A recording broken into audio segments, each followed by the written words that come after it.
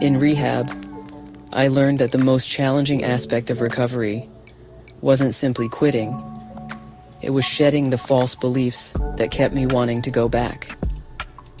Initially, I couldn't fathom the weight of that statement. I assumed the hardest part was grappling with the physical withdrawal. The relentless days when every fiber of my being mercilessly cried for the enticing rush that heroin once bestowed upon me.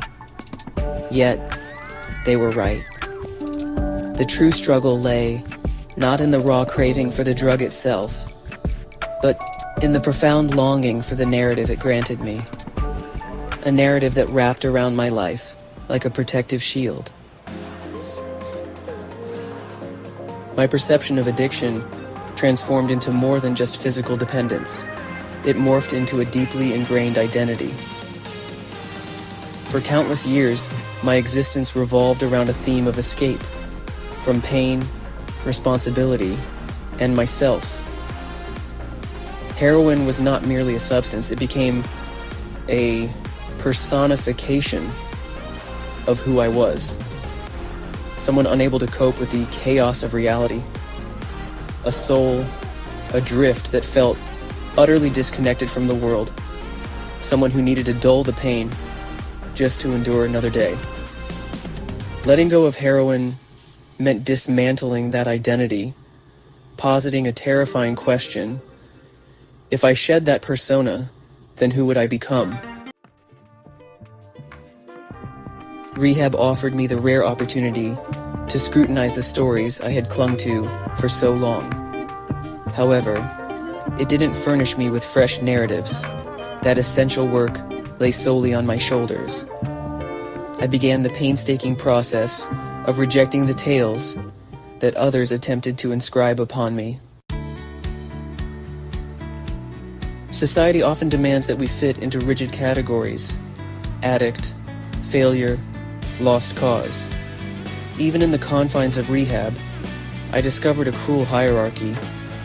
The chronic relapsers were relegated to the bottom, while the so-called success stories perched at the top, locked in a battle for validation.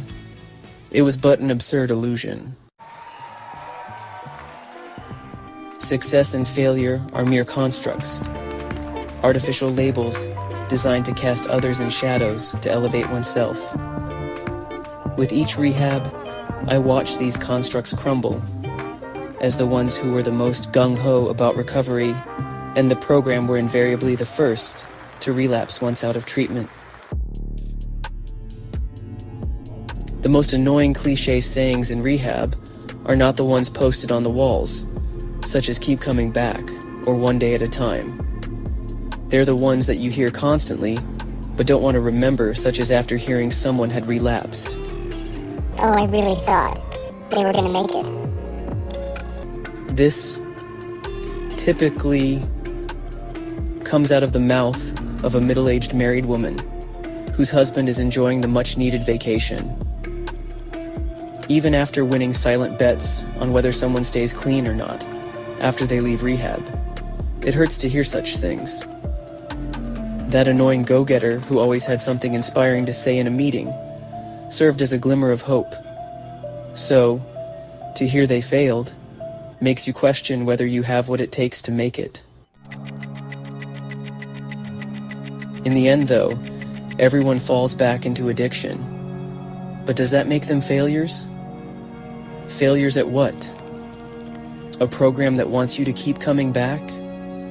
Well, if it's back to rehab, they're already halfway there, right? If succumbing to temptation and getting hooked on something meant to keep you addicted is failing, then who is successful? And what exactly are they a success at? Life? Proof. If you see others as successful or failures in life, how can you really be living a life of your own? I digress. Eventually, I realized I had to cease the relentless comparisons. I needed to stop measuring my life against everyone else's expectations, even my own. For too long, I had convinced myself that I was forever broken. That narrative became a twisted form of comfort, a dark justification for every misguided choice I had ever made. But the truth hit me like a wave. I wasn't broken. I was simply in pieces. And while those pieces bore the scars of my journey, they could be reconstructed, even if they didn't resemble the original form. Breaking free entailed more than transforming into a new version of myself. It was about unlearning the falsehoods imposed upon me, about stripping away the layers of lies that clouded my perception of who I truly was and what I inherently deserved. It required clarity to see myself without the fog of heroin, unburdened by the heavy weight of societal judgment. Most importantly, I needed to truly forgive myself, not only for the mistakes I made in the past, but also for the chances I missed and the moments I didn't take advantage of. During one particularly revealing group therapy session, someone posed a sobering question: if you could have anything in the world, what would it be? The room filled with a variety of answers: money, love, a chance to start anew. When it was my turn, I surprised myself, answering, I want to see what others see in me. That encapsulated my struggle, truly seeing myself, stripped of the distortions imparted by shame, guilt, and the clutches of addiction. I not only wanted to see the person others described as charismatic, talented, and handsome, I wanted to feel these supposed aspects of myself. But to do this, I would have to forget what others have said of me, both good and bad, and discover them for myself.